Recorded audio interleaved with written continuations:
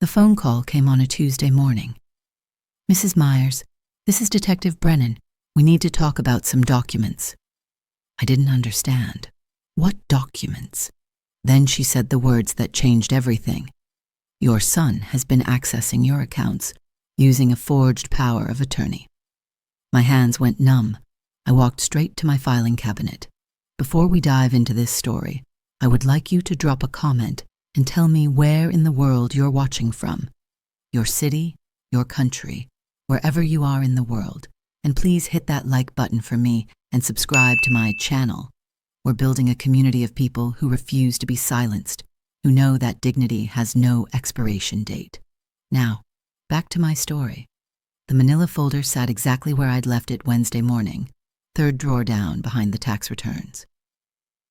Except the edge was bent now. Someone had opened it. Someone had looked through my private documents. I stood in my home office, door closed, hands trembling as I pulled out the folder. Inside were the life insurance papers from Gerald's policy, the ones that had paid out $480,000 3 months after his death, the ones I'd filed carefully, methodically, the way Gerald had taught me during our 37 years of marriage. But stapled to the beneficiary form was something that shouldn't exist, a power of attorney document. My signature at the bottom, except I'd never signed it. I held the paper up to the afternoon light streaming through my window. The signature was good, almost perfect, but the capital L in Lorraine curved slightly wrong. Too smooth. I'd broken my right index finger in college, and ever since, that letter always had a tiny hesitation in the stroke. This signature didn't. My legs felt weak. I sat down at Gerald's old desk, my desk now, though I still thought of it as his, and stared at the document. Power of attorney granted to Trevor Myers, my oldest son, dated 2 weeks after Gerald's funeral. I'd been so deep in grief then, barely functional. Trevor and his wife Natasha had stayed at the house, helping me through it, they'd said, making meals I barely ate, handling phone calls I couldn't face, being present while I shattered. I thought they were being kind. The house was quiet. Monday afternoon, 2:47 p.m. Everyone at work, supposedly. Trevor and Natasha lived 20 minutes away now. My younger son, Marcus, and his wife, Deanna, lived across town. Both couples had moved out of state for years, only returning to Portland after Gerald died. "We want to be close to you, Mom," Trevor had said at the funeral. "You shouldn't be alone." I'd cried with gratitude then, held his hand, believed him. Now I looked at the forged document and felt something cold settle in my chest. I pulled up my bank account on the computer, the joint account Gerald and I had maintained, the one that had held the life insurance payout. I logged in with shaking fingers. Balance, $127,140. I blinked, refreshed the page. The number didn't change. 3 months ago, after the insurance company deposited the money, the balance had been $485,000. I transferred $5,000 to my personal checking for immediate expenses. That should have left $480,000. Where was the other $352,000? I clicked into the transaction history, scrolled back. There, May 15th, 2 weeks after the funeral. Transfer to external account, $150,000. Authorization, Trevor Myers, POA, June 3rd. Another transfer, $100,000. Same authorization, June 30th, $75,000. July 12th, $27,000. Each one marked estate management, or property maintenance, or healthcare reserve. I hadn't authorized any of it. Hadn't even known about it. My phone buzzed. Text from Trevor. "Hey, Mom, Natasha and I are coming for dinner tonight. 6 p.m. Her famous lasagna. Can't wait to see you. Not asking, telling." I stared at the message for a long moment, then set the phone down carefully. My hands had stopped shaking. Something else had replaced the trembling. Something harder. I picked up my phone again and called someone I hadn't spoken to in years. Morrison and Associates, attorney at law. "This is Lorraine Myers," I said quietly. "I need to speak with Darla Morrison. It's urgent. Tell her it's about document forgery and financial exploitation." The revelation had started 3 days earlier, though I hadn't understood it at the time. Wednesday morning, I'd been sorting through Gerald's clothes, 3 months after his death, and I was finally ready.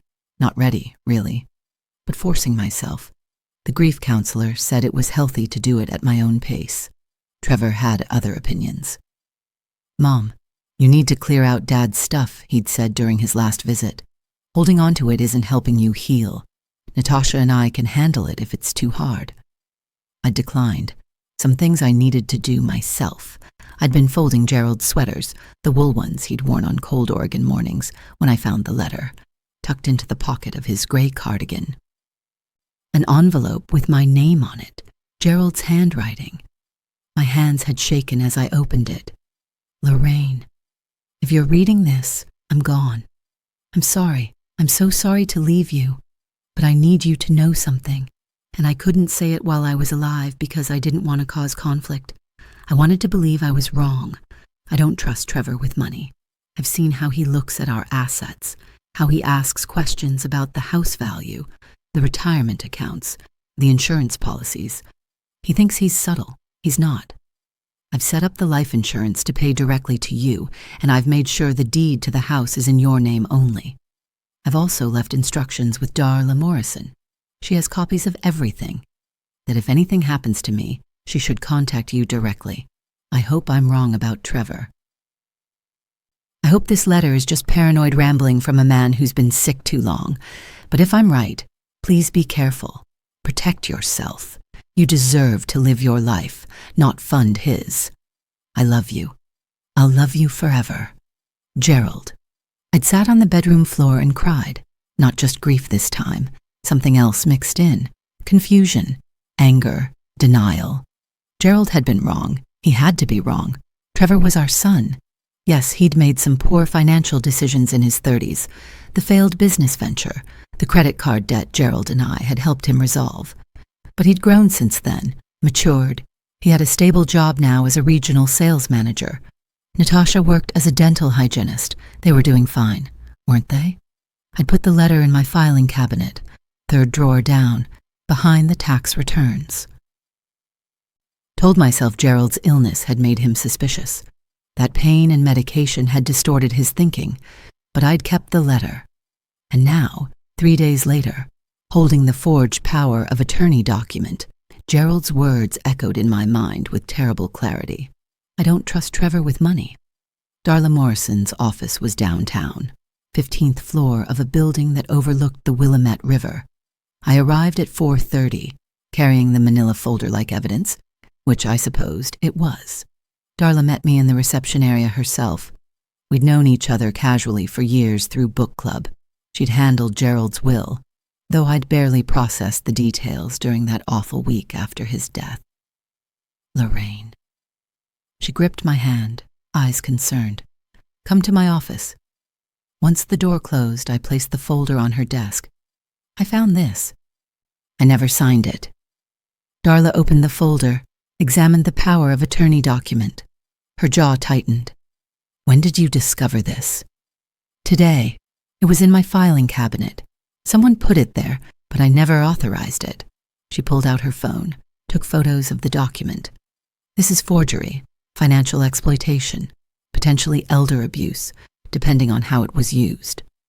It was used to transfer $352,000 from my bank account." My voice sounded steady, clinical, like I was discussing someone else's tragedy. "The money was from Gerald's life insurance. Trevor's name is on every transfer." Darla's expression shifted from concern to furious. "Do you have the bank statements?" I handed them over. "Printed this morning, after I'd recovered from the initial shock. Every transaction highlighted in yellow." She reviewed them in silence, making notes on a legal pad. Finally, she looked up. "Lorraine, this is serious. We're talking about potential felony charges, grand theft, forgery, financial exploitation of a vulnerable person." "I'm not vulnerable," I said sharply. "Legally, you were. You just lost your spouse. You were grieving. That's exactly when predators strike." She paused. "Even when those predators are family." I looked out her window at the river below, gray water moving steadily toward the Pacific, constant, relentless. "Gerald warned me," I said quietly. He left me a letter. I didn't want to believe him. Do you believe him now? I turned back to face her. I need to know everything. How much they've taken, what else they've done, and I need to stop them before they take more. Darla opened her laptop. First, we contact the bank immediately. Freeze all accounts. Report the fraudulent activity. Then we file a police report. After that, we assess the full scope and determine next steps. They're coming to dinner tonight, I said. Trevor and Natasha. They don't know I've discovered anything. Cancel it. No. The word came out harder than I intended. I want them to come. I want to look them in the eye while they lie to my face. I need to know who they really are. Darla studied me for a long moment. If you do that, record everything. Oregon is a one-party consent state. What they say can be used as evidence. I nodded slowly. Tell me what I need to do. I spent the next 90 minutes in Darla's office. We called the bank, reported the fraud, initiated an investigation. The manager, a woman named Patricia, who'd known Gerald, went silent when she reviewed the transactions. Mrs. Myers, I'm so sorry. These transfers should have triggered fraud alerts, but the power of attorney document bypassed the system. We'll launch an immediate internal investigation. How do I get my money back? The bank will cover losses from documented fraud. We'll need the police report and legal documentation, but we'll restore the funds. This is our error as much as anything. After the bank, Darla walked me through next steps. Police report filed online immediately. Documentation of all forged signatures, witness statements, security footage from the bank if available, building a case. This will destroy your relationship with Trevor, Darla said quietly. You understand that? He destroyed it first. I looked at her steadily. I just didn't notice. I left her office at 6:15. Rush hour traffic back to my house in the West Hills, the home Gerald and I had bought 30 years ago when we were young and stupid and brave. 3 bedrooms, mountain views, a mortgage we'd paid off 5 years ago, worth $740,000 now, according to the property assessment.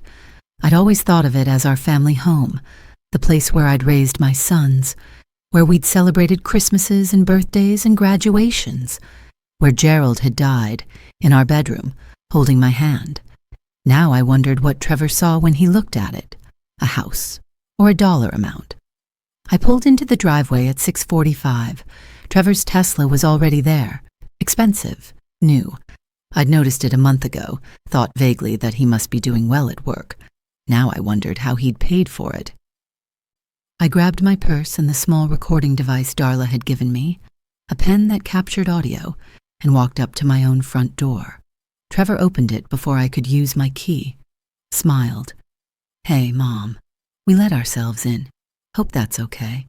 He'd used the spare key I'd given him for emergencies. Of course, sweetheart. I kissed his cheek. He looked just like Gerald had at 38. Same dark hair, same strong jaw, same warm brown eyes that crinkled when he smiled. I wondered if Gerald's eyes had looked like that when he lied. Natasha emerged from the kitchen, wiping her hands on a towel. Lorraine, perfect timing. Lasagna's almost ready.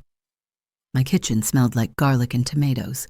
My dining table was set with my good china. They'd made themselves completely at home. I set my purse on the hall table, recording pen activated, and followed them into the kitchen. How was your day? Trevor asked, pouring me a glass of wine without asking if I wanted it. Interesting, actually. I kept my voice light. I was organizing some of Gerald's paperwork, found some things I didn't expect. Natasha's hand paused on the oven door, just for a second. Oh? What kind of things? Financial documents, mostly.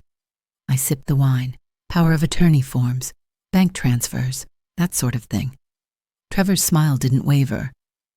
Well, we've been helping you manage things, Mom. After Dad died, there was so much to handle. We didn't want you overwhelmed.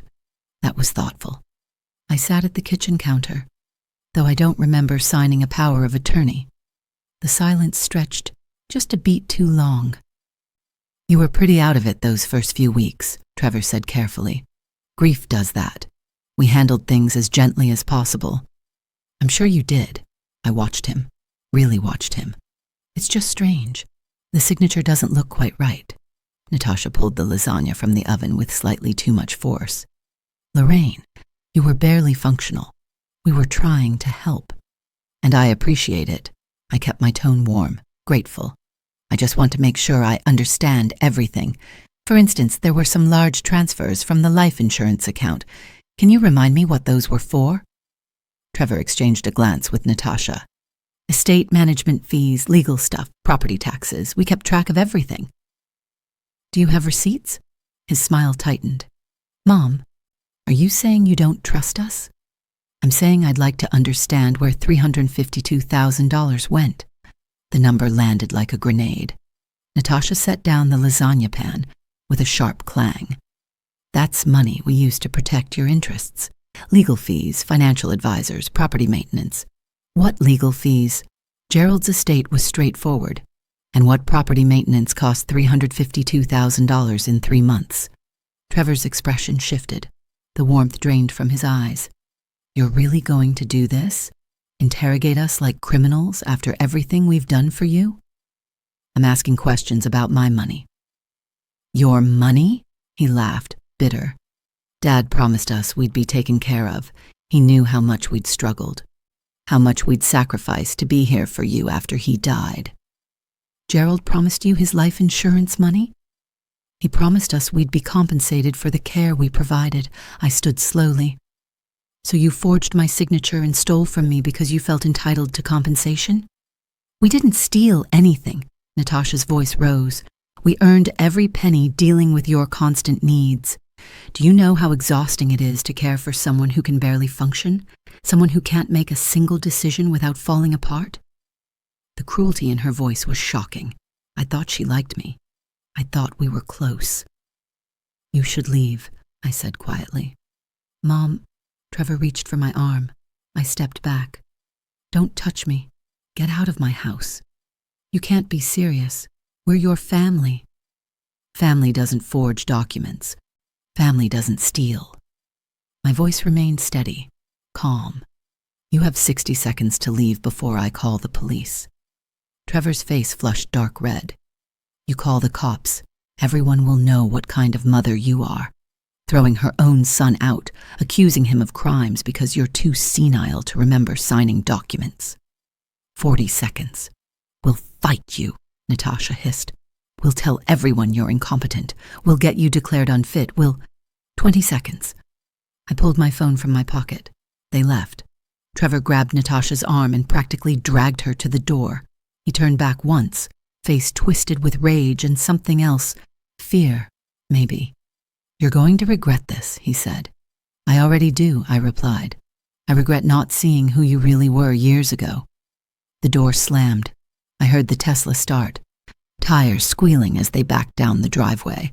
I stood in my kitchen, surrounded by the dinner they'd prepared, the wine they'd poured, the performance they'd staged. My hands were shaking again, but not from fear this time, from fury. I called Darla immediately. It's done. I have everything recorded. They admitted using the money, claimed it was compensation for caregiving, threatened to have me declared incompetent. Perfect. Her voice was grim. That recording is gold. Send it to me tonight. I'll have it transcribed and added to the case file. What happens now? Now you tell me. How far do you want to take this? I looked around my kitchen. The lasagna cooling on the counter, the wine glasses, the china I'd carefully washed and dried after family dinners for 30 years. All the way, I said. I want every penny back. And I want consequences. Real ones. Criminal charges? Yes. Lorraine, that means Trevor could face prison time. This is felony-level theft. I closed my eyes. Saw Gerald's letter. Protect yourself. You deserve to live your life, not fund his. He made his choices, I said. I'm making mine. The next morning, I met with Detective Sarah Brennan at the Portland Police Bureau's Financial Crimes Unit. Mid-40s, sharp eyes, professional demeanor. She reviewed the documents, the recordings, the bank statements, asked precise questions, took detailed notes. Mrs. Myers, this is one of the clearest cases of financial exploitation I've seen. The forged POA, the unauthorized transfers, their admission on tape. It's textbook. What happens to them? We'll investigate thoroughly, interview them, interview you, collect all evidence. If the DA decides to prosecute, and based on what I'm seeing, they will, your son will face multiple felony charges, forgery, theft in the first degree, financial exploitation. Each carries significant prison time. My chest tightened. And if I don't press charges, then he gets away with it, and likely does it to someone else. She leaned forward. I've worked these cases for 12 years. Family predators don't stop. They just find new victims. I thought about that, about some other grieving widow, some other mother who just lost her husband. Trevor showing up with smiles and lasagna and forged documents. I want to press charges, I said. Detective Brennan nodded. Then we'll move forward. I need to warn you, this will get ugly. Your son will deny everything despite the recording. He'll claim you're confused, that the POA was legitimate, that you're not mentally competent. His lawyer will attack your credibility. Let them. Your other son, Marcus, do you have concerns about him too? I paused. I don't know. He and his wife haven't been as involved, but I need to check. Check everything. Bank accounts, credit cards, property deed. Anyone who had access to your information during your vulnerable period should be vetted. I nodded. I will. She handed me her card. Call me anytime, day or night. If they contact you, threaten you, anything. I want to know immediately. I took the card, started to stand, then stopped. Detective, can I ask something? Of course. Do you think he ever loved me? Or was I always just an asset to him? Her expression softened. Mrs. Myers, I can't answer that. But I can tell you this. People who genuinely love you don't steal from you. They don't forge your signature. They don't exploit your grief. Whatever Trevor felt, it wasn't love, as you understand it. I left the station with that knowledge sitting heavy in my chest. Marcus called that afternoon. Mom, Trevor told me you accused him of stealing. What's going on? I settled into Gerald's chair, my chair, in the office. Did he tell you he forged my signature and took $352,000 from my bank account? Silence. Then, he said you misunderstood some transfers, that he was helping manage things. By forging legal documents? Mom, I'm sure there's an explanation. Trevor wouldn't. Marcus, I need to ask you something. Have you taken any money from my accounts? Signed anything in my name? Anything at all? What? No, Mom, I would never. He stopped. Wait, you think I'm involved? I don't know what to think anymore. My oldest son stole hundreds of thousands of dollars from me. I need to verify everything. Jesus, Mom. His voice shook. I can't believe Trevor did that. But I swear I had nothing to do with it. Check whatever you need to check. I'll send you every document, every statement. I've never touched your money. The sincerity in his voice sounded real, but I'd believe Trevor's sincerity too. I will check, I said. Not because I want to doubt you, because I have to protect myself. I understand. A pause. Mom, are you pressing charges? Yes. He's my brother. And I'm your mother. He stole from me. Another long pause. I need to think about this, process it. But Mom, I believe you. If you say he forged documents and stole, I believe you. Something loosened in my chest. Thank you. After we hung up, I sat in the quiet office. Gerald's books still lined the shelves. His reading glasses still sat on the desk. His presence everywhere. I picked up the framed photo from our 30th anniversary. Gerald and me, laughing, arms around each other, happy. You were right, I whispered to the image. I'm sorry I didn't listen sooner. 2 weeks passed. Detective Brennan worked the case methodically. I met with Darla 3 times, building the civil case alongside the criminal one. Marcus sent me all his financial documents, clean, untouched. He'd never accessed my accounts. Trevor and Natasha hired a lawyer, an aggressive man named Richard Kaufman who specialized in elder law.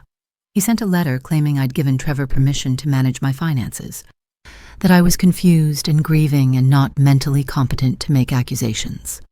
Darla sent back Gerald's letter, the forged POA analysis from a documents expert, the bank's fraud investigation results, and the recording of Trevor and Natasha's admission. Kaufman went quiet after that. The bank restored the full $352,000 to my account. Their security protocols had failed. They accepted liability. I signed an agreement not to sue them. I didn't want their money. I wanted justice. The DA filed charges on a Thursday morning: forgery in the first degree, aggravated theft, financial exploitation of an elderly person, each a felony. Combined potential sentence, 15 years. My phone rang within an hour. Unknown number. I answered. "Mom." Trevor's voice was shaking. Please don't do this. I'll pay everything back." "I'll do whatever you want. Just drop the charges." "No." "Mom, I'm your son. I made a mistake, a huge mistake, but don't destroy my life over it." "You destroyed your life when you forged my signature." "I was desperate. We had debts, Mom, medical bills from Natasha's surgery. I was going to pay you back. I swear, I was." I let the silence stretch. Then, "You know what's interesting, Trevor?" I checked. Natasha never had surgery. There are no medical bills. You spent that money on a Tesla, on vacations, on whatever you wanted. You stole from me while I was grieving your father. You forged my signature. You looked me in the eye and lied. And then when I caught you, you threatened to have me declared incompetent. My voice remained steady, cold. You made your choices. Live with them. I hung up. He called back 4 times. I blocked the number. The preliminary hearing happened 3 weeks later. I sat in the courtroom gallery, Darla beside me, Marcus on my other side. He'd driven up from Eugene, taken the day off work. Trevor entered with Kaufman and Natasha. He looked smaller somehow, diminished. He saw me and flinched. The prosecutor presented the evidence: the forged POA, the bank transfers, the recording, the document's expert's testimony that the signature was definitely forged. Kaufman tried arguing confusion, misunderstanding. The judge shut him down. "Mr. Myers, based on the evidence presented, I'm binding you over for trial on all charges. Bail is set at $50,000. Trevor's face went white. "Your Honor, I don't have." "Then you'll remain in custody until trial." The judge's expression was granite. Financial exploitation of vulnerable persons is taken very seriously in this court, especially when the victim is the defendant's own mother. Next case, they led Trevor away in handcuffs. He looked back once, not at me, at Natasha. She was crying. Not for him, I thought, for herself. Outside the courthouse, Marcus hugged me. "You okay?" "No," I said honestly, "but I will be." The criminal trial took 4 months to reach the docket. In that time, I rebuilt my life piece by piece. I had the locks changed, installed a security system. Darla helped me review every document, every account, every asset. Everything was clean except what Trevor had stolen. And that money was back in my account now, protected. I started volunteering at a women's shelter downtown. Many of the women there had been financially abused by partners or family. I understood their stories now in ways I never had before. I joined a grief support group, met other widows and widowers navigating loss, learned that grief didn't have a timeline, that healing wasn't linear, that it was okay to be angry and sad and relieved all at once. Marcus visited every 2 weeks. We had dinners, talked, really talked, rebuilt trust, slowly, carefully. His wife Deanna came with him sometimes. They were good people. I'd been so focused on Trevor's needs over the years that I'd neglected Marcus. I was fixing that now. One evening, Marcus asked the question I'd been dreading. "Do you hate him?" We were in my living room, rain drumming against the windows, very Portland. "I don't know," I said honestly. "I hate what he did. I hate that he saw my grief as an opportunity. But hate him? I'm not sure. He's still my brother. I feel guilty for believing you, for not defending him. He's guilty, Marcus. The evidence is overwhelming. I know that intellectually, but emotionally." He looked at his hands. "I keep thinking about when we were kids, how he'd protect me from bullies, how he taught me to ride a bike. Was that real? Or was I always just something useful to him?" I reached over and squeezed his hand. I've asked myself the same question. I don't have an answer. Maybe some of it was real. Maybe all of it was. People change, or maybe they just reveal who they always were. That's bleak. It's honest. The trial lasted 2 weeks. I testified on day 3. Walked through discovering the forged POA, the missing money, the confrontation. The defense attorney tried making me seem confused, forgetful, vindictive. I remained calm, factual. The recording of Trevor and Natasha played for the jury. Their voices filled the courtroom. We earned every penny dealing with your constant needs. I watched the jury's faces, saw the disgust. Trevor testified in his own defense, claimed he'd believed he had permission, that I'd been too grief-stricken to remember, that he'd planned to tell me eventually. The prosecutor destroyed him on cross-examination. Mr. Myers, if you believed you had permission, why didn't you tell your mother about the transfers when she recovered from her grief? I was waiting for the right time. 4 months wasn't the right time. It's complicated. Did you tell her about buying a $78,000 Tesla with her money? That was from my salary. Your salary as a sales manager is $62,000 a year. You bought a Tesla and took 2 international vacations, all in the 3 months after your father died. Quite the windfall. Trevor had no answer. The jury deliberated for 3 hours, guilty on all counts. Sentencing happened 2 weeks later. The judge gave Trevor 7 years in state prison. Natasha, who'd been charged as an accessory, got 3 years probation and restitution requirements. In his final statement, the judge looked directly at Trevor. Mr. Myers, you exploited your mother during the most vulnerable period of her life. You betrayed trust in the most fundamental way. The sentence reflects not just the financial crime, but the profound moral failing of what you did. I hope you use your time in prison to reflect on how you ended up here. Trevor was led away. He didn't look at me. I felt empty, not victorious, not relieved, just hollow. Outside the courthouse, reporters waited. They'd followed the case. Local news had run stories. Son steals from grieving mother. Financial exploitation case highlights elder abuse crisis. I gave one statement. Financial abuse by family members happens more often than people realize. Elders, grieving people, vulnerable people, they're targets, even in their own families. I'm speaking out because silence protects predators. If this happened to you, tell someone. Report it. You deserve protection and justice. Then I went home. 6 months after the trial, I was planting bulbs in my front garden when a car pulled up. I didn't recognize it. A woman got out, mid-30s, uncertain expression. Mrs. Myers, I'm Elizabeth Chen. I read about your case in the news. I stood slowly, brushed dirt from my knees. Can I help you? I think my brother is doing the same thing to my mother. She's been diagnosed with early dementia, and he moved in to help her. But money keeps disappearing from her accounts. She can't remember signing things. I found a POA document that doesn't look right. Her voice broke. I don't know what to do. I looked at this stranger, saw my own fear and confusion from months ago reflected in her face. Come inside, I said.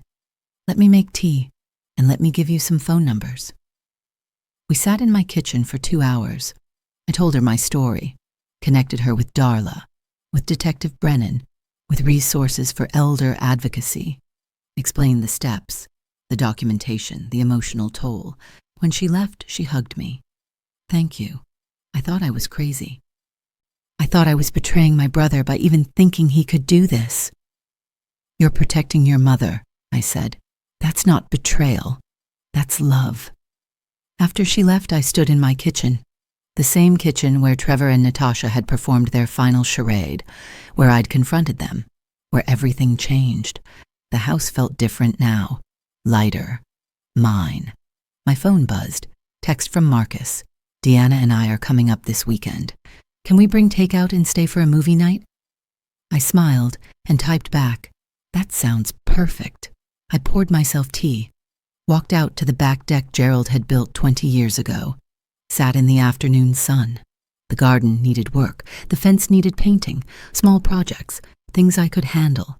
I thought about Trevor sometimes, wondered if he thought about what he'd done. If he understood the magnitude of his betrayal, if prison was changing him or just making him bitter. Mostly. I didn't think about him at all. I thought about Gerald, about the life we'd built, about his final gift to me. That letter, warning me, protecting me, even after death. I thought about the women I volunteered with, Elizabeth Chen, others who'd reached out after the news coverage, a quiet network of people who'd survived financial abuse by family. We helped each other, shared resources, bore witness. I thought about Marcus, about rebuilding trust, about having one child who loved me without conditions. And I thought about myself, about becoming someone who set boundaries, who protected herself, who chose truth over comfortable lies. The sun was warm on my face. A breeze carried the scent of roses from the garden. Somewhere nearby, a neighbor was mowing their lawn. Normal sounds. Life continuing. My phone buzzed again. Unknown number. I almost didn't answer, then did. Mrs. Myers, this is Officer Janet Mills from the Oregon Department of Corrections. I'm calling about your son, Trevor Myers. My stomach tightened. What happened? Nothing bad, she said quickly. He's requested to speak with you. A supervised call. You're under no obligation to accept, but he wanted me to ask. I closed my eyes. 7 months since the sentencing. 7 months of silence. What does he want to say? I can't tell you that. But Mrs. Myers, I've been doing this work for 15 years. Some inmates call family to manipulate, to make excuses. But some call because they've finally understood what they did. I can't promise which category your son falls into. That's for you to decide. I sat there for a long moment, phone pressed to my ear, Gerald's garden spreading out before me. Tell him no, I said finally. Not yet, maybe not ever. But if he wants to communicate, he can write me a letter, a real one, where he has time to think about what he wants to say. If he does that, I'll consider reading it. I'll let him know. Take care, Mrs. Myers. After she hung up, I sat with the decision. Felt it settle into place. Right. Firm. Mine. I wasn't ready to hear his voice. Might never be ready. But if he wanted to write, if he wanted to use this time to genuinely reflect, I could consider reading it. Someday. Or I could choose not to. The freedom of that choice felt like oxygen. 1 year after the trial, I hosted Thanksgiving at my house. Small gathering. Marcus and Deanna. Their 2 kids, my grandchildren, ages 7 and 9, who I'd barely known before all this started. We were fixing that now. Darla Morrison and her wife came. Detective Brennan stopped by for dessert, and Elizabeth Chen, whose brother had been convicted of elder abuse 3 months ago, arrived with her mother and a pumpkin pie. We crowded around my dining table, the good china, the crystal glasses Gerald and I had received as wedding gifts, used now. Appreciated, shared with people who meant something. Before we ate, Marcus raised his glass. To Mom, for being brave when it mattered most. To Lorraine, Darla added, for protecting herself and helping others do the same. Elizabeth's mother, Margaret, with clear eyes despite the dementia diagnosis, reached over and squeezed my hand. To strong women, she said softly. I looked around the table. These people weren't connected by blood or obligation. They were connected by choice, by respect, by genuine care. To second chances, I said, to choosing ourselves, to truth. We drank, we ate, we laughed. The kids told jokes. Detective Brennan shared ridiculous stories from her rookie days. Darla's wife talked about their recent vacation to Iceland. Normal, beautiful, real. After dinner, while others cleaned up over my protests, I stepped out onto the back deck. The November air was crisp, stars emerging in the darkening sky. I heard the door open behind me. Marcus joined me, handed me a mug of coffee. Thanks for today, he said. The kids had a great time. Me too. We stood in comfortable silence for a moment. I got a letter from Trevor last week, Marcus said quietly. First time he's written me since the trial. My chest tightened. What did it say? A lot of excuses at first, then some anger, then he paused, then an actual apology, not to me. He asked me to tell you he's sorry, that he understands now what he did, that he doesn't expect forgiveness, but he wanted you to know. Do you believe him? Marcus thought about it. I don't know. Maybe. Prison changes people, sometimes for better, sometimes worse. But I figured you should know he's trying, or says he is. I nodded, sipped my coffee. He asked permission to call me months ago. I said no, told him to write a letter if he wanted to communicate. And has he? Not yet. Are you waiting for one? I looked up at the stars. Gerald and I used to stand on this deck on clear nights, picking out constellations. He'd been good at that, patient. Pointing them out until I could see the patterns. I don't know, I said honestly. Part of me wants closure, wants to hear him take responsibility, really take it, not just because prison is hard. But another part of me, I trailed off. Doesn't need it, Marcus finished. Doesn't need it, I agreed. I've built a life without his apology. Maybe that's enough. That seems healthy, actually, I smiled. Therapy helps. Highly recommend it. Marcus laughed. Yeah, I'm going too now. Turns out having your brother sent to prison for stealing from your mom creates some issues to process. Imagine that. We stood together, mother and son, survivors of different versions of the same betrayal, connected now by honesty instead of obligation. Inside, someone started playing music. Deanna's laugh carried through the window. The kids were probably doing that ridiculous dance they'd learned at school. Come on, Marcus said. I think the kids want to teach you some TikTok moves. God help us all. But I followed him inside, into the warmth, into the noise, into the life I'd chosen and fought for and earned. 2 years after Gerald's death, I stood in front of a room of 50 people at a community center downtown, Elder Advocacy Conference. They'd asked me to speak about financial exploitation. I'd almost said no. Public speaking terrified me. But Elizabeth Chen had encouraged me. Your story matters, she'd said. People need to hear it. So I stood at the podium, note cards in hand, and looked out at the audience. Social workers, lawyers, Adult Protective Services employees, and victims, people like me, like Margaret Chen, like the dozen others I'd met over the past 2 years. My name is Lorraine Myers, I began. 26 months ago, I discovered that my oldest son had forged my signature and stolen $352,000 from my bank account. He did this while I was grieving my husband's death. He did this in my own home, with my trust, using my vulnerability against me. The room was silent, attentive. I'm not standing here to shame my son. He's serving his sentence. The legal system handled that part. I'm here to talk about what happens after, how you rebuild, how you protect yourself, and how you help others do the same. I spoke for 20 minutes, told the story without the emotional details that still hurt, focused on the practical steps, warning signs, documentation, legal resources, the importance of moving quickly once you suspect abuse. The hardest part wasn't the money, I said toward the end. It was accepting that someone I loved had seen me as a target, that my grief was an opportunity to him. That's a betrayal that goes deeper than finances. It's a betrayal of identity. I paused, made eye contact with people in the front row. But here's what I learned. You can survive that betrayal. You can protect yourself without losing your humanity.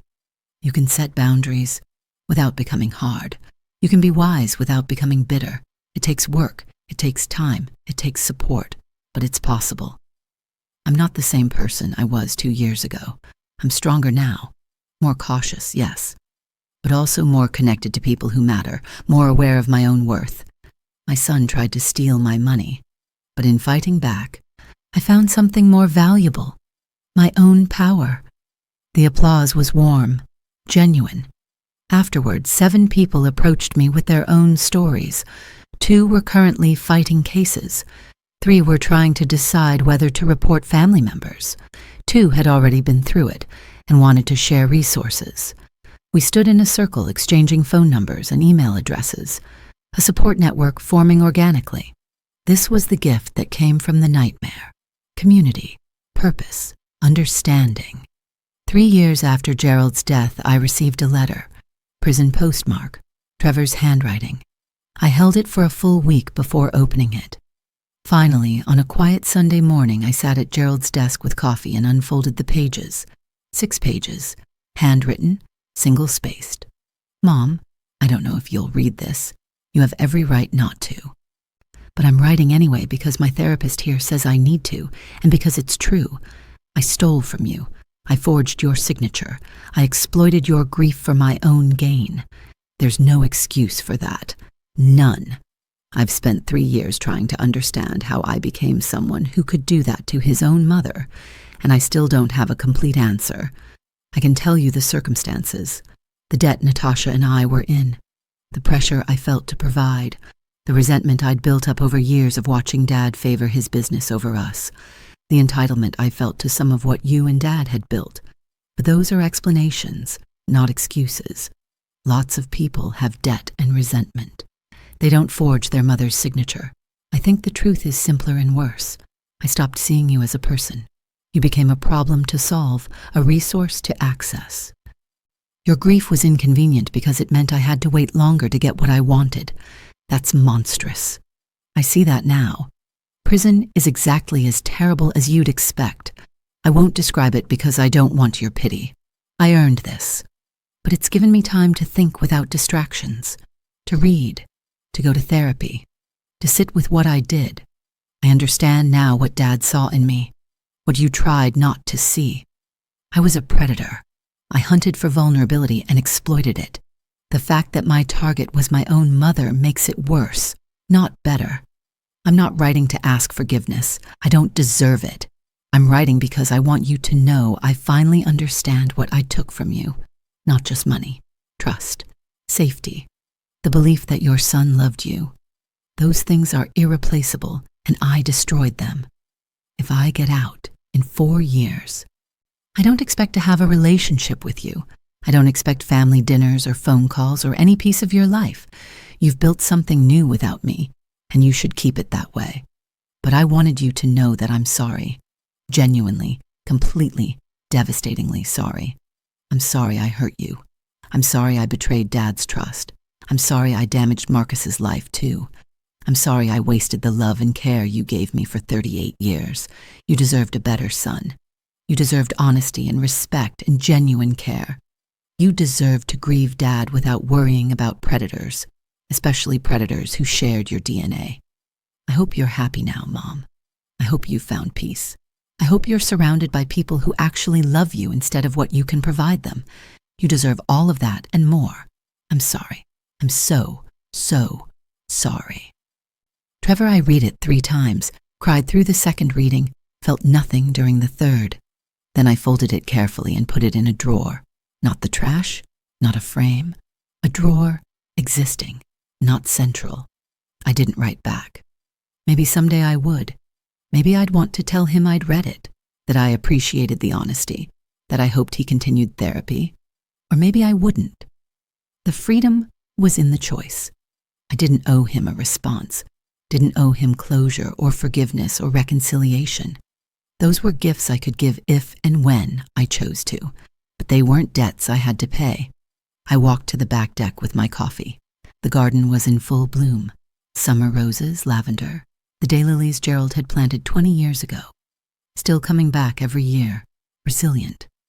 My phone buzzed. Text from Marcus. Sunday dinner at our place next week. Kids want to make you their famous spaghetti, which is just Prego with too much garlic, but don't tell them. I smiled and typed back. Can't wait. Should I bring wine? Always, I looked out at the garden, at the life that kept growing, at the beauty that came from tending things carefully, protecting them from harm, giving them space to flourish. 3 years ago, I'd been shattered, broken by loss and betrayal, unable to see past my grief. Now I was whole, different than before, changed, but whole. Trevor had tried to steal my future. Instead, he'd forced me to fight for it. And in fighting, I discovered I was stronger than I'd ever known. The sun was warm. The coffee was good. Somewhere in the house, my phone was already filling with messages from the support group I'd started, from Elizabeth and Margaret, from women who were finding their strength after financial abuse. I'd lost a son, but I'd found myself. That was worth everything. 5 years later, the community center was packed. Over 200 people filled the auditorium. On stage, a banner read, Oregon Coalition Against Elder Financial Exploitation, 5th Annual Conference. I stood backstage adjusting my blazer, nervous still, even after dozens of these speeches. You ready? Elizabeth Chen appeared beside me. She worked for the coalition now, Director of Victim Services.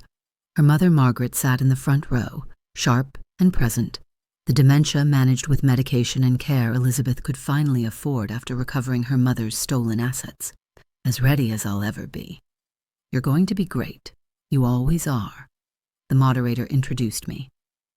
I walked onto the stage to applause, looked out at the audience, advocates and victims, lawyers and social workers, people fighting the same fight. 5 years ago, I began, I was a woman who just lost her husband. I was grieving, vulnerable, and trusting. I was also the perfect target for financial exploitation. What I didn't know then was that my predator would be my own son. I told the story, the whole story. 5 years of distance had given me perspective. I could talk about it now without breaking, could share the details that mattered, could offer hope alongside the horror. The Oregon Coalition was founded 3 years ago because of stories like mine, stories like yours. Because we realized that elder financial abuse isn't just a family problem. It's a systemic crisis that requires systemic solutions. I outlined the coalition's work, legislation we'd helped pass, mandatory reporting laws for financial institutions, training programs for bank employees, legal resources for victims, support groups in every county. But the most important work happens one person at a time. When someone finds the courage to report, when a bank teller notices something suspicious, when a neighbor asks questions, when we choose to see exploitation instead of looking away because it's uncomfortable. I finished a standing ovation.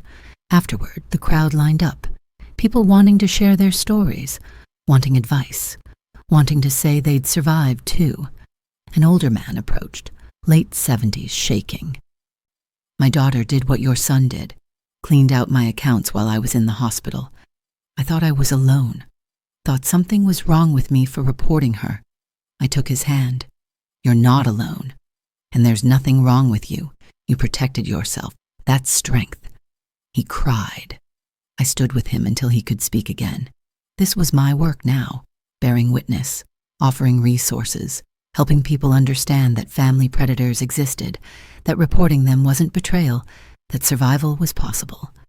Later, driving home through Portland evening traffic, I called Marcus. How'd it go? He asked. Good. Exhausting, but good. How are the kids? Destroying my kitchen making brownies. Want to come over? Always. I drove to their house in the suburbs. The kids, 12 and 14 now, met me at the door covered in chocolate.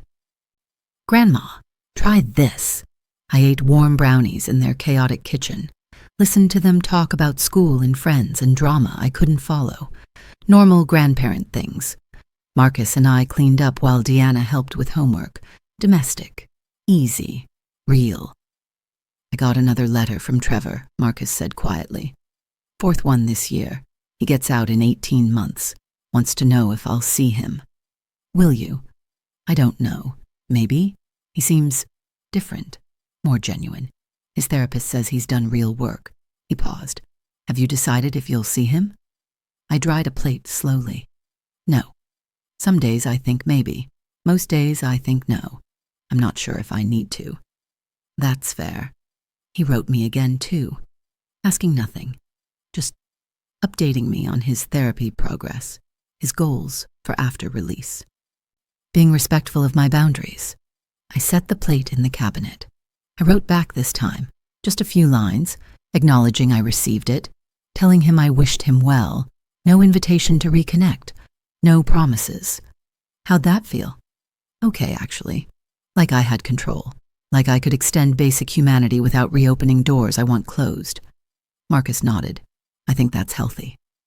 Later, driving home through the dark, I thought about Trevor, about the son he'd been, the criminal he'd become, the person he might be becoming now. I didn't hate him. I'd worked through that in therapy. Hate was exhausting. Hate gave him power over my present.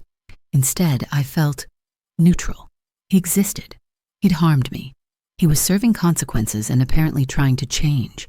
Good for him. But that didn't mean I owed him access to my life. Didn't mean I had to facilitate his redemption by providing forgiveness or relationship. Maybe someday. Maybe when he'd been out for years, proven through actions that he'd changed, we could have coffee and a careful conversation. Or maybe not. The freedom was in not deciding, in knowing I could choose moment by moment, day by day, what felt right for me. I pulled into my driveway. My house, still mine, still protected, still exactly what I wanted. Lights on inside on timers, security system armed, everything secure. I walked in, disarmed the system, kicked off my shoes. Home. On the counter, an envelope. Darla's return address. I opened it. Invitation to her daughter's wedding. The note inside.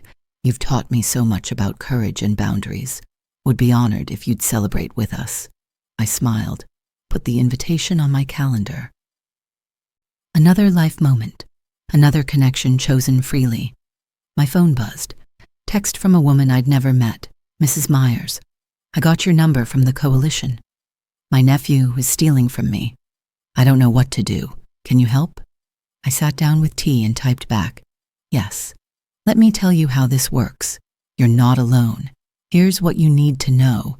This was my life now, built from the wreckage, stronger than before, more purposeful than I'd ever imagined. Trevor had tried to steal my future. Instead, he'd forced me to build a better one. Gerald would be proud. I was proud. That was enough. Thanks for listening to my story. I'll see you in the next one. Remember, the best revenge is becoming someone they could never destroy.